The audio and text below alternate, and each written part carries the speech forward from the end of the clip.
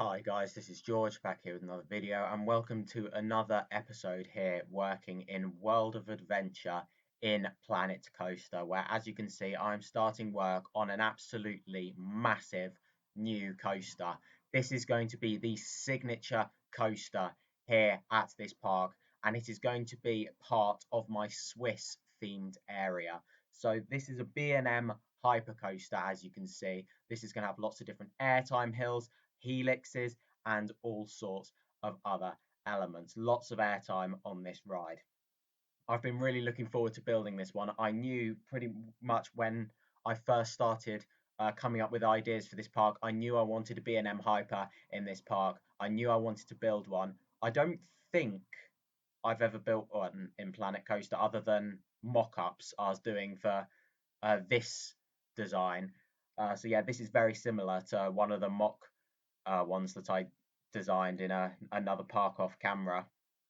So yeah, other than that, I haven't really built many of these B&M. Actually, I did do one when I was kind of designing coasters for Thorpe Park. I remember that. But yeah, I designed a B&M Hyper as if it was going to Thorpe Park, just like that. Could this be Thorpe Park's next new coaster? Which I was quite a way off.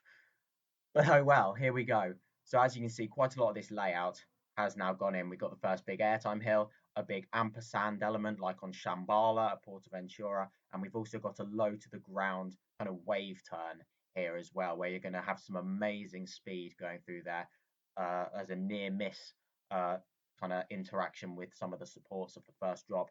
You can see here though, I did actually make some changes to the height because it was so tall, it was actually going way too fast over the first airtime hill, and I didn't want to put a trim brake on the first airtime hill. So I thought if I make the ride a bit smaller, then it wouldn't have as much speed and it would go over that airtime hill with a better speed.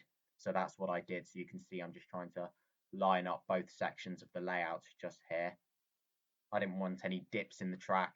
I wanted it to be pretty much just a smooth transition from the drop into the next airtime hill, and you'll see later on that I do smooth the rest of the coaster. There we go. You can see it didn't quite make it through that ampersand just there as well. So I'm making that a bit smaller as well. There we go. Just redoing this kind of wave turn here, this low to the ground section. Yeah, in this episode, you're going to see the full coaster being built, some of the terrain work, the station building going in, and also some of the rock work as well. My plan with the rock work at the moment, because this is going to be a big area, I'm going to be doing the rock work kind of in stages. So I might do some of the rock work and then build another attraction and then do some more of the rock work. I'm not going to do it all on camera because it's very boring to watch and it's also very boring to do, which is why I'm kind of taking breaks and working on different things at a time. So it's not just constant rock work because, yeah, it gets very boring. So yeah, I will be making other attractions. In fact, as of recording this video, I have made the next attraction in this Swiss area. But before I talk about that, how about I talk a bit more about this? So the story with this B&M Hypercoaster, or the idea of it, the inspiration I've got from this. So of course, Shambhala at Portaventura is one of the B&M Hypers that I have experienced, and it's a backdrop to the Chinese area at the park. Its theme is the fact that it's a backdrop to the area, and it's been designed to look like the Himalayan mountains. So the idea with that ride is that they are the mountains that act as the backdrop of the Chinese area. I'm going with a very similar idea to this, however, of the instead of the Himalayas, this is a Swiss themed area, so we're going with Swiss mountains. So the idea of this is still the same. It's the backdrop to the area, and this coaster is designed to look like the mountains that act as a backdrop to this area. So yeah, it's themed to kind of the Matterhorn mountain. Of course, we are in Switzerland in this area. So yeah, this is the standout attraction in this area and also the biggest coaster that's going to be in this park. There we go. You can see a low to the ground airtime hill going in just there. Some good ejector airtime you'd get there. This is the point now where I'm working out how I'm going to get it back to the station. So you can see here, there's going to be a couple more low to the ground airtime hills. that'll then lead you into the brake run, which I spent quite a while making sure I got right. And I actually go back to it after this video and make more adjustments to it. You'll see, I mean, it's kind of difficult to see because it's all sped up, but the brake run didn't have a long enough run off before it got to that flat turn to turn around back into the station. So it came to a really sudden stop, which I didn't like. So I made sure to make the brakes a bit longer. So you'll see that. There we go. So yeah, now it's about, I wanted to make it so it was still on an airtime hill, so you'd still get airtime, but also it would slow you down before you got to that flat turn and make it uncomfortable. So here we go. I spent quite a long time trying to level it out at the right height and the right point. So it would actually let me put it in, but also, so you still got the airtime. But yeah, I do go back to this at another time and make some more changes. You can see there, it was going into that flat turn very fast. So you can see that I'm just making a longer run off just there. But yeah, I do go back to it and add a trim brake later on. So you still get airtime, but it does slow you down enough for the brakes and then to turn back round into the station. And there we go, that's the layout done now. So it's now time just watching it go round, see how it goes through each of the elements, making sure it has a good speed. Here we go, I've gone back to the brake run, made some adjustments, and now it's about smoothing all of the valleys and all the transitions into the next airtime hills, which you can see me working on just here. This was a section that needed a lot of smoothing because it's very steep banking there. You're pretty much at a 90-degree angle at that point. There we go, just smoothing out the layout. I do go back and do more smoothing at another time. I don't finish here because I ended up watching a POV and I saw some sections still looked a bit jolty, so I went back to it and made a few more adjustments. So here we go, the coast is nearly done. And while I've just remembered as well, of course, we've been having announcements for Planet Coaster 2 recently as well. Of course, the trailer was released for that a few weeks ago, and then as of recording yesterday, the developers of the game released a first look at the actual gameplay of it. It looks like they're going to be doing a bit of a series with that before the game comes out, because it was like episode 1, so that's really exciting.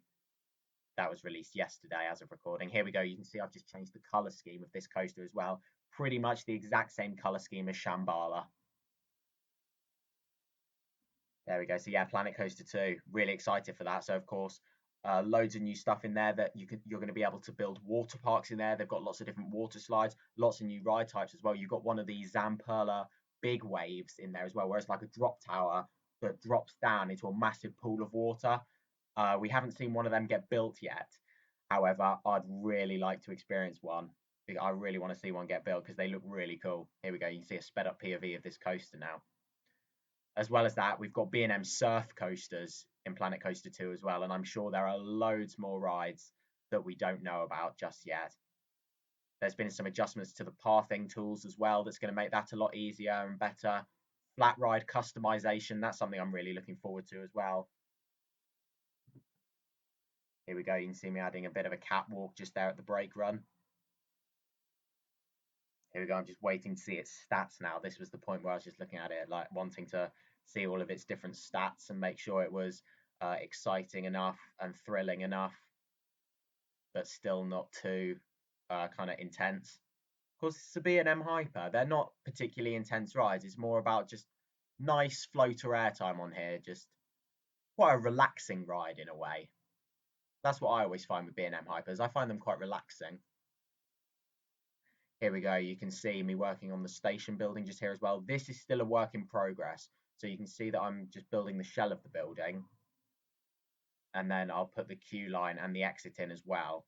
But yeah, this is still a work in progress. I'm still going to do a bit more theming on the inside and the outside. So the idea of this is it's like a kind of ski shed.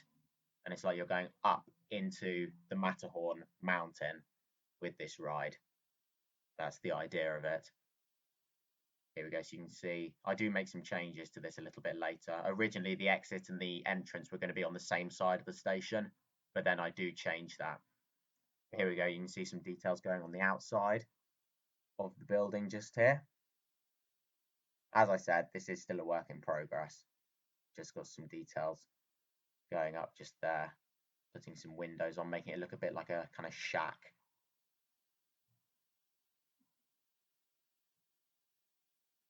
And then there's the entrance and the exit going in. But yeah, as I said, I do end up moving the exit. It was originally going to go to the right of the entrance just there. But then I thought, nope, I want it on the other side. So I put it on the other side. There we go. And then you'll see I do similar kind of details on that side as well. There you go. You can see all these different details on the wall just here. Of course, you weren't going to see this before. However, then after I moved the exit, you are now going to see it. You're going to walk straight past it to get off the coaster. There we go. You can see some windows going in just there as well. Something I really like about this coaster as well is the views you can get. I've spent so much time just in the park going and looking at it from different angles. I'm really happy with it. This is probably my favourite roller coaster that I've ever built in Planet Coaster. Here we go, you can see the queue line going in just here as well. Something that I've thought about recently is I feel like I make my queue lines in Planet Coaster too short, because often when I kind of open the park for guests to come into, there'll be guests kind of spilling out onto the main pathway because the queue line doesn't hold very many people. So that's something I'm trying to change. So I feel like I'm making these queues a little bit longer, but also not to the point where they're so long that it just takes up too much space. Here we go, you can see a lot of the terrain work going on just here now. So the idea with this is that I'm now putting in all the terrain work and putting on all the hills and stuff, and then I put all the rock work around this. It just makes it a lot easier. So yeah, you'll see all of this go on, and then lots more rock work happen as well. Not all of it will be on camera because, as I was saying earlier, it is very, very boring, but it does look good by the end. I have used, if you've seen other episodes in this series, my Mexican area, I just put rocks pretty much everywhere, and it does look really good. As much as it's time consuming and boring, it does look good by the end. So that's why I'm going with this. And of course, the whole idea with this ride is that you're in the mountains, so it's got to look like a mountain. And grassy hills doesn't really look like a mountain, if you ask me. Here we go. You can see some of the terrain work going on just by the brake run just there as well. And here is the start of the rock work. So yeah, you're not going to see all of this done in this episode. What you're going to see is some of the areas kind of towards the end of the ride and also around the queue line. And then in the next episode, I'll work on it a bit more. I'll do a lot more off camera as well. There we go. So you can see this rock work going in here. This actually acts as a great near miss element. You get very, very close to it. But of course, the clearance of the game did still allow me to place it there. I didn't have any settings turned off where you can just place it wherever you want. If it was too close to the ride, it wouldn't have let me place it there. But it did let me, so therefore the clearance is just about all right. But yeah, when you watch a POV of this, it looks like you get so close to these rocks. Probably because you're flying past them at such high speeds as well. That adds to it as well. I can't remember if I showed a POV of this once all the rock work was done. I will show a full POV as well. Once all the rock work is done in real time, I'll show a POV in real time. Of course, you've seen a sped up one before all the landscaping was done. But yeah, this is going to be, this whole area is going to be a few episodes kind of project. I'm going to be spending the next few episodes on this area. In the next episode, I'm going to be building a log flume. You'll see that. So building the log flume that's going to interact with this coaster. You get some good views of the coaster from that. Yeah, as a recording, I have actually already built that. I'm about to do the voiceover for that after this one.